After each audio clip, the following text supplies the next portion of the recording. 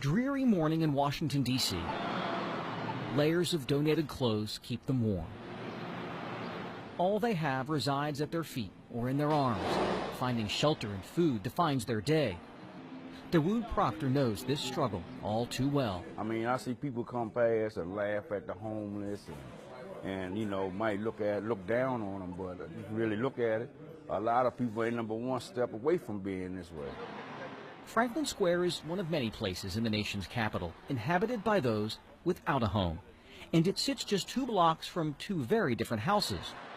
To the west, the White House. To the east, Mayor Kebab House. This is Sunday morning. Owner Kazi Manan was in early on this particular day. With every dish, magic is that how much you had to stir it. He and his staff are preparing a special feast for customers at his Pakistani Indian restaurant. Potato, cauliflower, chicken, naan bread, chickpeas, and vegetable biryani.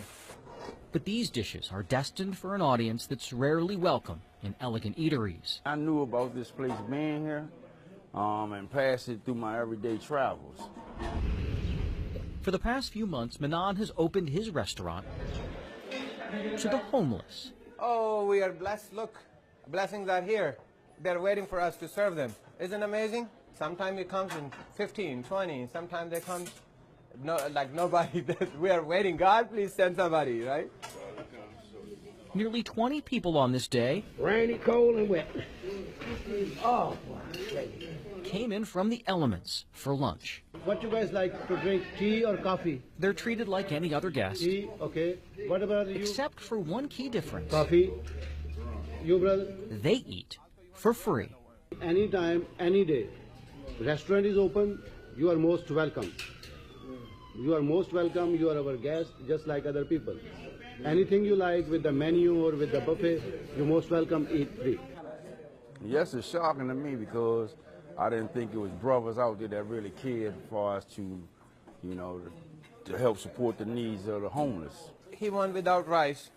Give him a tandoori chicken.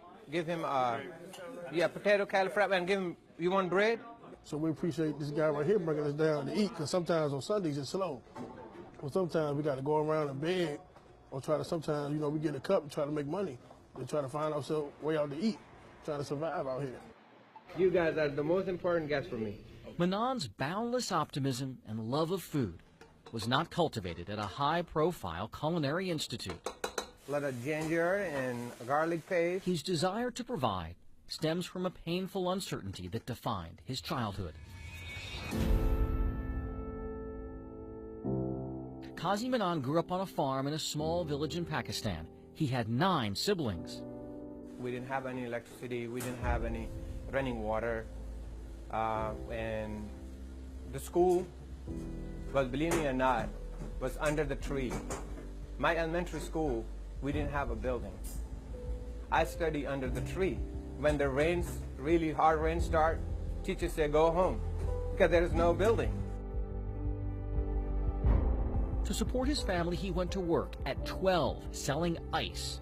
The best school was 4 miles away, so that's how far he walked to get a formal education. In 1996, at the age of 25, Manan says his visa was miraculously approved, so he borrowed money from a cousin for a plane ticket to America. He started as a cashier, earning $3 an hour at this gas station in one of the district's toughest neighborhoods. When I arrive in America, I have $3, just $3. And I started my life basically with nothing. Hard work would alter the arc of his life. He says he worked double shifts, then multiple jobs. He saved up enough money to buy 1 limousine. The idea that a kid who came from nothing could one day drive the rich and powerful around in luxury inspired him even more. 1 limo turned into a fleet of vehicles. His business flourished enough that some 20 years later, he opened his own restaurant. That's called American dream. You know, this is the only country where you say American dream, not in any other country. So yeah, he kind of understands. That's a good thing. Now that makes sense now? Yeah, it makes sense now. That make a lot of sense. He was blessed to obtain things through his struggle, and it's not, he didn't ever give up. But to fully understand this man, you should know one more thing. I love to prepare this food for a homeless shelter. Every Sunday, he makes extra food and delivers it himself to those in need in another part of the city. Come and try. Manon connected a few months ago on social media with volunteers who now spend their Sundays dishing out hot meals to the homeless. And they make you feel that you are valued. For shelter regular Ron Verker, having hope on the Lord's Day means everything to him. It's huge. It's huge to know that I'm just this nothing. I'm nobody. But God thinks I'm somebody. Yes, thank you. Thank you. Yes. Kazi Manan says a skeptic recently told him that if he gives his food away, he'll surely go out of business in no time. Manan believes the more he gives away, the more God will bless him. I think this is all from God. And because of my mission is from God. He will always carry with him what his mother told him about holding tightly to his faith in the face of despair.